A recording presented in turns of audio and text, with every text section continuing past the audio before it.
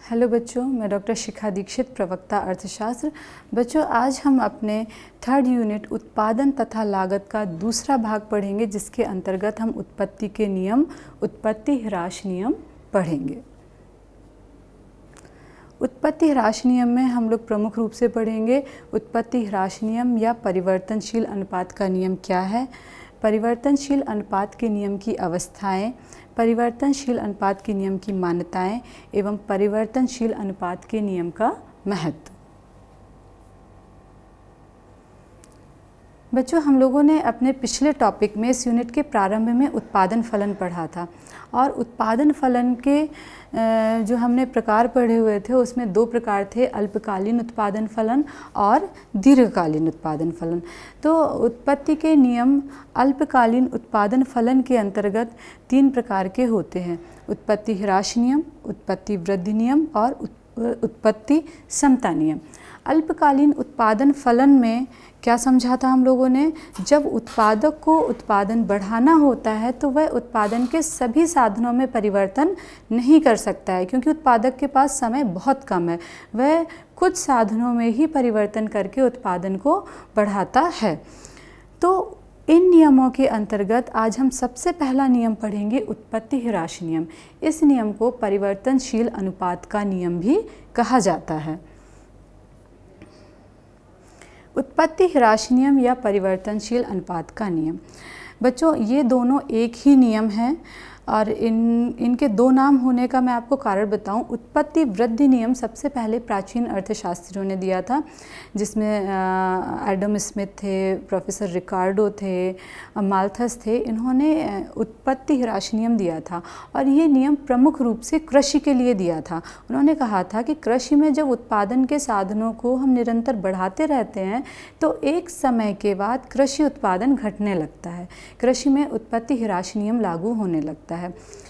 इसके बाद आधुनिक अर्थशास्त्रियों ने कहा कि यह नियम तो उत्पादन की प्रत्येक उत्पादन में लागू होता है, कोई भी उत्पादन हो, चाहे मत्स्य पालन हो, चाहे उद्योग हो, हर जगह यह नियम लागू होता है कि हमेशा ही उत्पादन में वृद्धि नहीं हो सकती है, एक समय बाद उत्पादन गिरने लगता है। और उन्होंने इस नियम को परिवर्तनशील अनुपात के नियम का नाम दिया। तो बच्चों ये दोनों नियम एक ही हैं, चाहे उत्पत्ति ह्रास नियम हो या परिवर्तनशील अनुपात के नियम। ये नियम हमें बताते हैं कि अल्पकाल में यदि हम उत्पादन के अन्य साधनों को स्थिर रखकर कुछ साधन को परिवर्तित करते हैं या एक साधन को परिवर्तित करते हैं तो पहले तो उत्पादन बढ़ता है, लेकिन एक समय बाद उत्पादन गिरने लगता है। अब कुछ साधन को स्थिर रखना या कुछ साधन को परिवर्तनशील रखना ऐसा क्यों करते हैं? क्योंकि हम अल्पकालीन अध्ययन कर रहे हैं। अल्पकाल में उत्पादक के पास इतना समय नहीं है कि वह उत्पादन के सभी साधनों को परिवर्तित कर पाए। वह उत्पादन के कुछ साधनों को स्थिर रखता है और कुछ साधनों को परिवर्तित करता है। तो इस नियम के अनुसार जब उत्पादक ऐसा करता है तो प्रारंभ में तो उत्पादन बढ़ता है, लेकिन एक समय बाद उत्पादन गिरना प्रारंभ हो जाता है। उत्पत्ति ह्रास नियम को समझने के लिए हम एक तालिका के माध्यम से समझते हैं।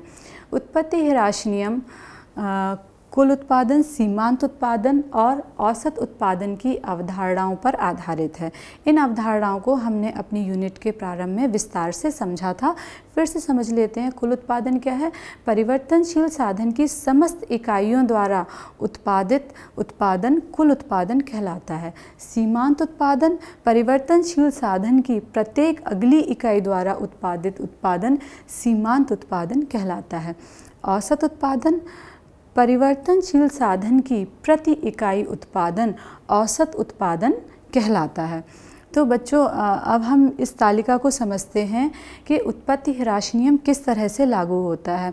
बच्चों हम कुल उत्पादन, सीमांत उत्पादन और औसत उत्पादन को अब हम एक तालिका के द्वारा समझेंगे। कुल उत्पादन, सीमांत उत्पादन और औसत उत्पादन हम अपने यूनिट के प्रारंभ में विस्तार से समझ चुके हैं। एक बार फिर से समझते हैं। कुल उत्पादन परिवर्तनशील साधन की समस्त इकाइयों से प्राप्त होने वाला उत्पादन कुल उत्पादन कहलाता है। सीमांत उत्पादन परिवर्तनशील साधन की प्रत्येक अगली इकाई से प्राप्त होने वाला उत्पादन सीमांत उत्पादन कहलाता है। औसत उत्पादन परिवर्तनशील साधन की प्रति इकाई से प्राप्त होने वाला उत्पादन औसत उत्पादन कहलाता है। बच्चों, हमारा जो उत्पत्ति ह्रास नियम है ये कहता है कि हम उत्पादन के कुछ साधनों को स्थिर रखते हैं और कुछ साधन को परिवर्तनशील रखते हैं। तो स्थिर साधन में हम ले लेते हैं भूमि और परिवर्तनशील साधन में ले लेते हैं श्रम। तो यहाँ पर भूमि को स्थिर रखा है, भूमि की सिर्फ एक ही इकाई का प्रयोग किया गया है और श्रम की इकाइयाँ निरंतर बढ़ती जाएंगी क्योंकि श्रम परिवर्तनशील साधन है।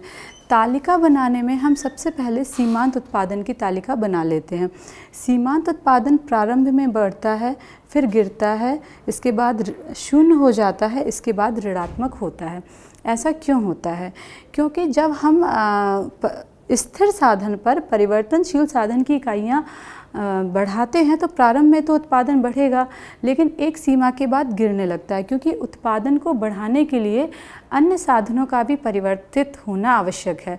लेकिन उत्पत्ति ह्रास नियम यह कहता है कि हम अन्य साधनों को स्थिर रखेंगे, क्योंकि हम अल्पकाल की बात कर रहे हैं। अल्पकाल में सभी साधन परिवर्तित नहीं किए जा सकते हैं, तो हम श्रम को ही बढ़ाते जा रहे हैं, जिस कारण से एक सीमा के बाद उत्पादन हमें गिरता हुआ प्राप्त होने लगता है। इसी कारण सीमांत उत्पादन प्रारंभ में बढ़ता है, फिर गिरता है, फिर शून्य होता है और फिर ऋणात्मक हो जाता है। तो जब परिवर्तनशील साधन की पहली इकाई का प्रयोग किया तो हमें 40 इकाइयों का सीमांत उत्पादन प्राप्त हुआ और दूसरी इकाई का प्रयोग करने पर हमें 50 इकाइयों का सीमांत उत्पादन प्राप्त हुआ। यानी हमारा जो सीमांत उत्पादन है वो प्रारंभ में बढ़ा, लेकिन जैसे ही हमने तीसरी इकाई का प्रयोग किया तो सीमांत उत्पादन गिरना प्रारंभ हो गया, 40 इकाई का उत्पादन हुआ यहाँ पर। ऐसा क्यों हुआ? क्योंकि बाकी के साधन स्थिर हैं, हम सिर्फ एक साधन को बढ़ा रहे हैं जो पूरे संगठन के अनुकूल नहीं होते हैं और उत्पादन गिरना प्रारंभ हो जाता है।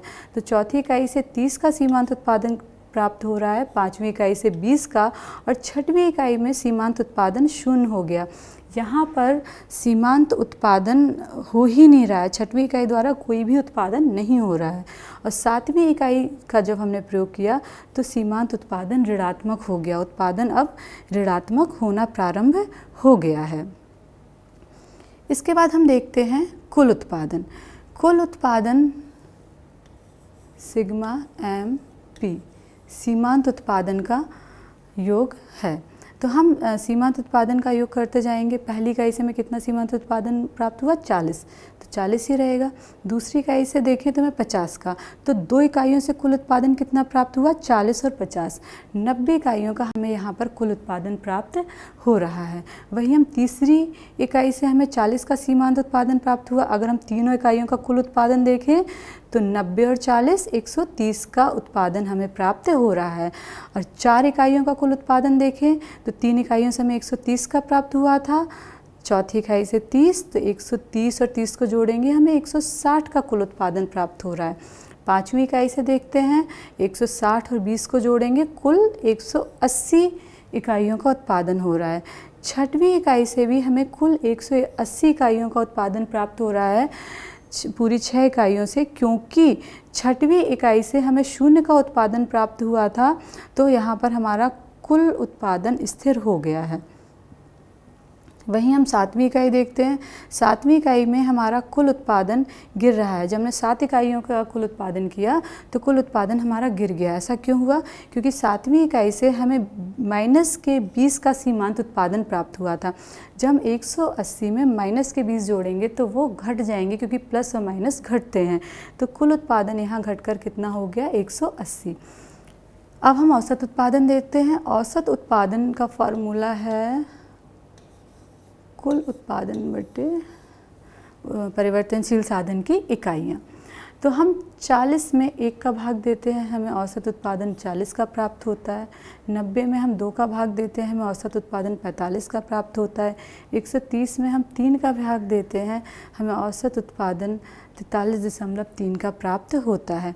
160 में जब हम 4 का भाग देते हैं तो हमें 40 का औसत उत्पादन प्राप्त होता है। 180 में हम 5 का भाग देते हैं तो हमें 36 का औसत उत्पादन प्राप्त होता है। 6 का भाग जब हम 180 में देते हैं तो हमें 30 का औसत उत्पादन प्राप्त होता है, और 7 का भाग जब हम 160 में देते हैं तो 22.6 का हमें औसत उत्पादन प्राप्त होता है। तो बच्चों, इस तरह से हमने कुल उत्पादन, सीमांत उत्पादन और औसत उत्पादन को निकाला। यहाँ पे बच्चों हमें उत्पादन की अवस्थाएं भी समझनी है कि उत्पादन की कौन कौन सी अवस्थाएं होती हैं। ये अवस्थाएं हम सीमांत उत्पादन के माध्यम से निर्धारित करते हैं। जब सीमांत उत्पादन बढ़ता है तो यह उत्पादन की प्रथम अवस्था कहलाती है। इसके बाद जब सीमांत उत्पादन गिरना प्रारंभ हो जाता है तो यह उत्पादन की द्वितीय अवस्था कहलाती है। इसके बाद जब सीमांत उत्पादन ऋणात्मक हो जाता है तो यह उत्पादन की तृतीय अवस्था कहलाती है। अब बच्चों, इस कुल उत्पादन, सीमांत उत्पादन और औसत उत्पादन को हम चित्र के माध्यम से समझेंगे और देखेंगे कि कैसे उत्पत्ति ह्रास नियम काम कर रहा है। जैसा कि हमने तालिका में देखा, प्रारंभ में उत्पादन बढ़ा है और उसके बाद उत्पादन गिरना शुरू हो गया है। अब हम इसे चित्र के माध्यम से समझेंगे। बच्चों, एक्स अक्ष पर परिवर्तनशील साधन श्रम दिखाया गया है।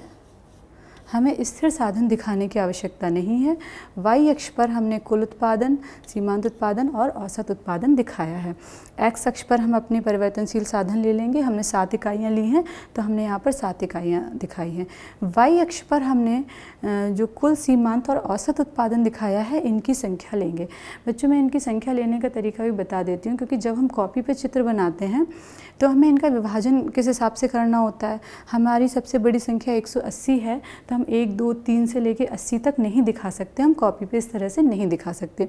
तो हम इनका समान रूप से विभाजन ले लेते हैं, 10 का, 20 का या 25 का। जैसे मैंने यहाँ 25-25 का विभाजन लिया है। 25, 50, 75, 100, 125, 150, 175 और 200, तो जिसमें हमारी सारी संख्याएं आ गई हैं। इसके बाद हमने 0 से नीचे माइनस के 25 लिए हैं, क्योंकि हमें सीमांत उत्पादन भी जो ऋणात्मक है वो दिखाना है। बच्चों, आपको ध्यान रखना है कि 0 से पहले की जो भी संख्याएं होती हैं वो ऋणात्मक होती हैं। हमारी जो गिनती होती है 0, 1, 2, 3, अगर हम इसके पीछे चलेंगे तो -1, -2, -3 होते हैं। तो बच्चों, समझ में आया, हम ऋणात्मक 0 से पहले लेंगे यहाँ पे। अब हम सबसे पहले समझते हैं सीमांत उत्पादन का वक्र। प्रथम इकाई से 40 का सीमांत उत्पादन प्राप्त होता है, ये 40। दूसरी इकाई से हमें 50 का सीमांत उत्पादन प्राप्त होता है। तीसरी इकाई से हमें 40 का फिर से सीमांत उत्पादन प्राप्त होता है, क्योंकि सीमांत उत्पादन गिरने लगा है। चौथी इकाई से हमें 30 का सीमांत उत्पादन प्राप्त होता है। पाँचवीं इकाई से 20 का सीमांत उत्पादन प्राप्त होता है। छठी इकाई से 0 का सीमांत उत्पादन प्राप्त होता है और सातवीं इकाई से -20 का सीमांत उत्पादन प्राप्त होता है। अब इस सभी बिंदुओं को हम मिलाते हैं तो हमें एक उल्टे U आकार का वक्र प्राप्त हो जाता है। इसे हम सीमांत उत्पादन वक्र कहते हैं। बच्चों, एक बिंदु और समझिए, क्योंकि हमारा सबसे पहला सीमांत उत्पादन 40 का था, बट मैंने जो वक्र लिया है वो 0 से लिया है, क्योंकि उत्पादन अपनी प्रारंभिक अवस्था में 0 ही होता है। ऐसा नहीं होता है कि उत्पादन हमेशा ही होता रहेगा। जब भी वो प्लांट या कारखाना प्रारंभ किया गया होगा तब उसमें कोई भी उत्पादन नहीं हो रहा होगा, 0 रहा होगा। उसके बाद उसमें 40 इकाइयों का उत्पादन हुआ। तो हम अपने जो वक्र बना रहे हैं वो 0 से लेंगे। इसके बाद हम औसत उत्पादन लेते हैं। प्रथम इकाई से 40 इकाइयों का औसत उत्पादन प्राप्त होता है। दूसरी इकाई से 45 इकाइयों का औसत उत्पादन प्राप्त होता है। तीसरी इकाई से 43.3 इकाइयों का औसत उत्पादन प्राप्त होता है। चौथी इकाई से 40 का, पाँचवीं इकाई से 36 का और छठवीं इकाई से 30 का और सातवीं इकाई से 22.8 का औसत उत्पादन प्राप्त होता है। और इन बिंदुओं को हम मिलाएंगे तो हमें उल्टे U आकार का औसत उत्पादन प्रारंभ में मिलता है। अब इसमें हम देख रहे हैं कि जो हमारा औसत उत्पादन है वो प्रारंभ में धीमे धीमे बढ़ता है, फिर सीमांत उत्पादन को क्रॉस करता हुआ फिर यहाँ पे नीचे गिरता है। यहाँ पर बढ़ा है और उसके बाद ये नीचे गिरना प्रारंभ हो गया है। अब हम देखते हैं कुल उत्पादन। कुल उत्पादन जो हमें पहली इकाई से कुल उत्पादन प्रारंभ होता है वो 40 है, दूसरी इकाई से 90 है, तीसरी इकाई से 130 है, चौथी इकाई से 160 है, पाँचवीं इकाई से 180 है और छठवीं इकाई से भी 180 का हमें कुल उत्पादन प्राप्त हुआ। सातवीं इकाई से हमें 160 का कुल उत्पादन प्राप्त हुआ। इसे भी हम मिलाएंगे तो हमें इस प्रकार से कुल उत्पादन प्रारंभ होगा, जो प्रारंभ में बढ़ रहा है, फिर कुछ समय स्थिर और उसके बाद गिरना प्रारंभ हो जाता है। अब यहाँ पर हम उत्पादन की अवस्थाएं देखेंगे। उत्पादन की प्रथम अवस्था, जहाँ तक सीमांत उत्पादन बढ़ता है। तो ये जो दूसरा बिंदु है, ये हमारी उत्पादन की प्रथम अवस्था को दिखा रहा है। उत्पादन की द्वितीय अवस्था 40 से 0 तक है, यानी दूसरे से छठवीं इकाई तक है। तो ये उत्पादन की प्रथम अवस्था कहलाएगी, यह उत्पादन की द्वितीय अवस्था कहलाएगी और यह उत्पादन की तृतीय अवस्था कहलाएगी। अब बच्चों हमें एक चीज़ और समझनी है, जो ये बिंदु होता है इसे हम मोड़ बिंदु भी कहते हैं। मोड़ बिंदु, क्योंकि इस बिंदु के बाद कुल उत्पादन बढ़ता तो है, लेकिन कैसा, गिरती हुई दर से। इसे हम इस तालिका से भी समझ सकते हैं। प्रारंभ में हमारा कुल उत्पादन 40 से बढ़ के 90 हो गया, 50 इकाइयों का बढ़ा था। लेकिन इसके बाद हमारा कुल उत्पादन 130 हुआ, जहाँ सिर्फ 40 इकाइयों की वृद्धि थी। इसके बाद हमारा कुल उत्पादन 160 हुआ, यहाँ सिर्फ 30 इकाइयों की वृद्धि थी।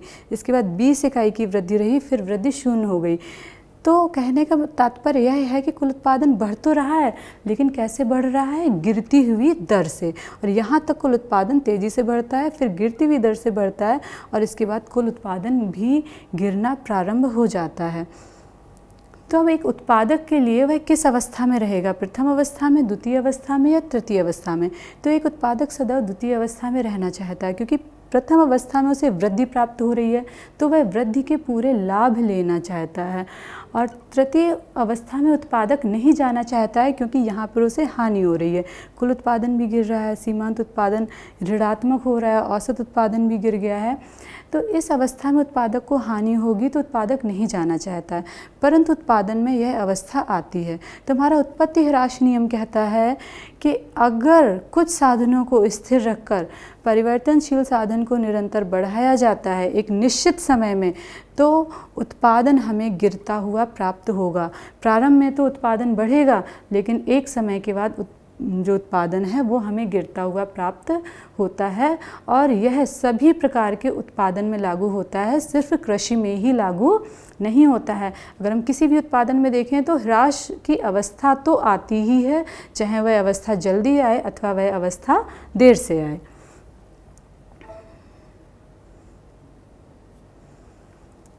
परिवर्तनशील अनुपात के नियम के अंतर्गत उत्पादन की अवस्थाएं। मैंने बच्चों आपको अभी तालिका और चित्र में दोनों में ही उत्पादन की अवस्थाएं समझा दी थी। उत्पादन की 3 अवस्था होती है, प्रथम, द्वितीय और तृतीय। प्रथम अवस्था में स्थिर साधन के साथ जो परिवर्तनशील साधन की मात्रा बढ़ाई जाती है, तो जो साधनों का आपसी अनुपात है वह उत्पादन के लिए बहुत अनुकूल होता है, बहुत अच्छा होता है। इस अवस्था में सीमांत उत्पादन, कुल उत्पादन और औसत उत्पादन तीनों ही बढ़ रहे होते हैं। द्वितीय अवस्था में क्या होता है, जब हम परिवर्तनशील साधन को बढ़ाते हैं तो वो अनुकूल संयोग उतना अनुकूल नहीं रहता। रिजल्ट क्या होता है, सीमांत उत्पादन घटने लगता है। कुल उत्पादन बढ़ता तो है, लेकिन गिरती हुई दर से। इसे घटते हुए उत्पादन की अवस्था कहा जाता है। तृतीय अवस्था में क्या होता है, जब स्थिर साधन के साथ परिवर्तनशील साधन में वृद्धि की जाती है, तो जो संयोग है स्थिर और परिवर्तनशील साधन का वो प्रतिकूल हो जाता है, यानी उत्पादन के लिए अच्छा नहीं रहता। परिणाम यह होता है कि सीमांत उत्पादन ऋणात्मक हो जाता है और कुल उत्पादन गिरने लगता है।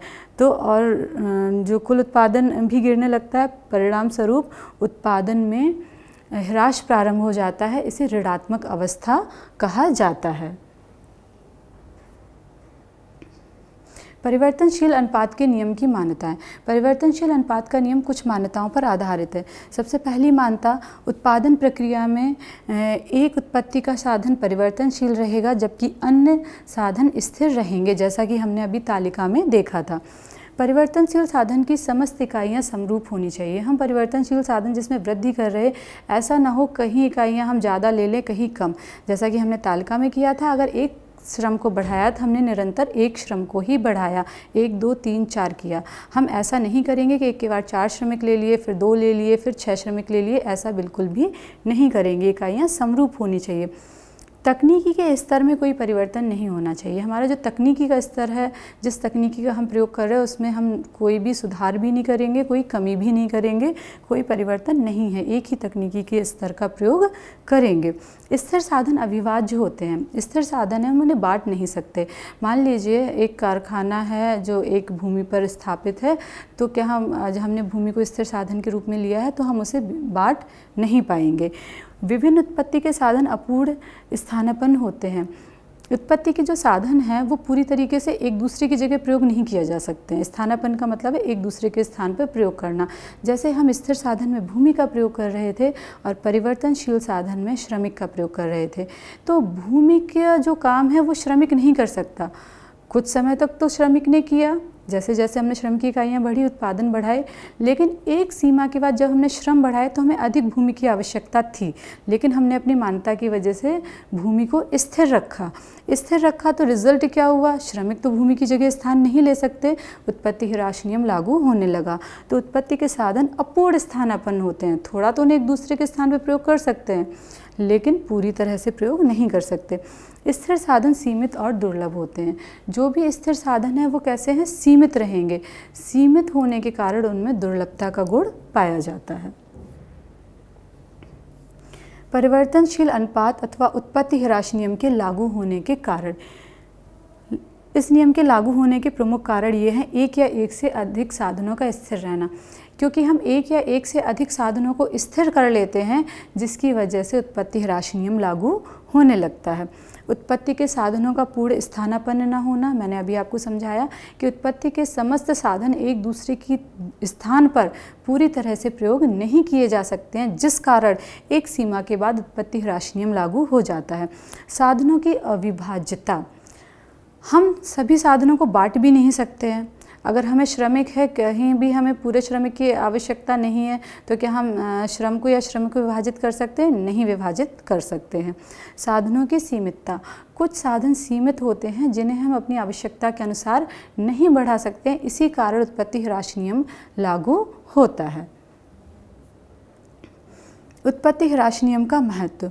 उत्पत्ति ह्रास नियम का प्रमुख महत्व निम्न है: अर्थशास्त्र का आधारभूत सिद्धांत। उत्पत्ति ह्रास नियम अर्थशास्त्र का प्रमुख सिद्धांत है। यह प्रत्येक उत्पादन में लागू होता है, चाहे खनन हो, चाहे मछली पालन हो, चाहे उद्योग हो, मकान निर्माण हो, हर जगह में उत्पत्ति ह्रास नियम देखने को मिलता है। खनन प्रक्रिया में भी देखते हैं कि जब खनन किया जाता है प्रारंभ में धातुएं मिलती हैं, जब उसी में दोबारा खनन किया जाता है तो में कम धातुएं प्राप्त होती है, तीसरी बार खनन में और कम प्राप्त होती हैं। मकान निर्माण में भी देख रहे हैं हम, जो भी आजकल हम देख रहे हैं कि सोसाइटीज़ बन रही है, प्रारंभ में इनमें वृद्धि नियम लागू हुआ था, बहुत सारा लोगों को फ़ायदा हुआ, उत्पादन में वृद्धि हुई, लेकिन एक समय बाद क्या हुआ? उत्पत्ति ह्रास नियम लागू होने लगा, उनकी बिक्री उतनी अधिक नहीं हो पाई और उत्पादक को लाभ या निर्माण करने वाले को लाभ नहीं हो पाया। तो हम कह सकते हैं अर्थशास्त्र का प्रमुख नियम है जो कि उत्पादन के प्रत्येक जगह पे लागू होता है। माल्थस के जनसंख्या सिद्धांत का आधार। माल्थस ने अपना एक जनसंख्या सिद्धांत दिया था। उन्होंने कहा था कि कृषि में उत्पत्ति ह्रास नियम लागू होता है, एक समय बाद कृषि में उत्पादन कम होने लगता है, लेकिन जनसंख्या बढ़ती चली जाती है। रिजल्ट होगा असंतुलन, उत्पादन कम, खाने के लिए खाद्यान्न कम और जनसंख्या अधिक। तो परिणाम स्वरूप असंतुलन के कारण जनसंख्या विस्फोट की स्थिति उत्पन्न हो जाती है। रिकार्डो के लगान सिद्धांत का आधार। रिकार्डो ने लगान का सिद्धांत दिया था। लगान भूमि को प्राप्त होने वाला प्रतिफल है। तो रिकार्डो ने कहा था कि खेती में जब भूखंड पर श्रम तथा पूंजी की अतिरिक्त इकाइयों का प्रयोग किया जाता है, तो जो उत्तरोत्तर इकाई का प्रयोग करते हैं उनसे उत्पादकता घटती जाती है। क्यों घटती है? क्योंकि उत्पत्ति ह्रास नियम लागू होता है। सीमांत इकाई की तुलना में पहले की इकाई को जो बचत प्राप्त होती है, रिकार्डो ने उसे लगान कहा। उन्होंने कहा जब हमारा उत्पादन कम हो गया, जो सीमांत इकाई है, अगली इकाई से जब हमारा उत्पादन कम हो रहा, उसकी तुलना में पहले की इकाइयों को जो लाभ प्राप्त हुआ था वह लाभ ही भूमि का लगान कहलाएगा। तो लगान सिद्धांत का आधार भी हमारा उत्पत्ति ह्रास नियम है। सीमांत उत्पादकता सिद्धांत का आधार। सीमांत उत्पादकता सिद्धांत कहता है कि उत्पत्ति के जो भी साधन हैं उन्हें उनकी जो आय दी जाती है, जो प्रतिफल दिया जाएगा, वो सीमांत उत्पादकता के अनुसार दिया जाएगा। सीमांत उत्पादकता यानी अंतिम इकाई से प्राप्त होने वाली उत्पादकता के अनुसार दिया जाएगा। उनकी अंतिम इकाई से जो उत्पादन प्राप्त होता है उसका मूल्य ही उन्हें आय के रूप में दिया जाएगा। तो अंतिम इकाई में स्वाभाविक है हमारा उत्पत्ति ह्रास नियम लागू हो जाता है। तो सीमांत उत्पादकता सिद्धांत का आधार भी उत्पत्ति ह्रास नियम होता है। एक क्षेत्र के लोगों का जीवन स्तर प्रभावित होता है। उत्पत्ति ह्रास नियम होने पर उत्पादन कम होने लगता है। अगर एक क्षेत्र में जनसंख्या उत्पादन की तुलना में ज़्यादा बढ़ रही है, उत्पादन में उत्पत्ति ह्रास नियम लागू हो रहा है और जनसंख्या तेज़ी से बढ़ रही है, तो लोगों का जीवन स्तर निम्न हो जाएगा। आविष्कार एवं खोज के लिए प्रेरणादायक। उत्पत्ति ह्रास नियम नए नए आविष्कार एवं खोज को प्रेरणा देती है, क्योंकि प्रत्येक उत्पादक चाहता है कि उत्पादन में उत्पत्ति ह्रास नियम ना आए। उसे टालने के लिए वह नए नए आविष्कार करता है ताकि उत्पत्ति ह्रास नियम देर से आए। उत्पत्ति ह्रास नियम को रोका तो नहीं जा सकता, टाला जा सकता है नई नई तकनीकी के माध्यम से। तो यह नियम आविष्कार एवं खोज को प्रेरणा देता है। इस प्रकार परिवर्तनशील अनुपात के नियम की अवस्थाएं हम कह सकते हैं सैद्धांतिक एवं व्यावहारिक दोनों ही दृष्टि से बहुत महत्वपूर्ण हैं। बच्चों, अब हम इस टॉपिक से संबंधित महत्वपूर्ण प्रश्नों का अध्ययन करेंगे, जो कि आप गृह कार्य के रूप में करेंगे। उत्पत्ति ह्रास नियम या परिवर्तनशील अनुपात का नियम समझाइए। इसे आप चित्र और तालिका के माध्यम से समझाएंगे। परिवर्तनशील अनुपात के नियम की विभिन्न अवस्थाएं बताएंगे, जो मैंने आपको प्रथम, द्वितीय और तृतीय अवस्था बताई है, ये अवस्थाएं भी आप समझाएंगे। फिर इसके बाद परिवर्तनशील अनुपात के नियम का महत्व भी आप समझाएंगे। तो बच्चों, आज का हमारा टॉपिक खत्म हुआ। फिर मिलते हैं हम अगले टॉपिक के साथ।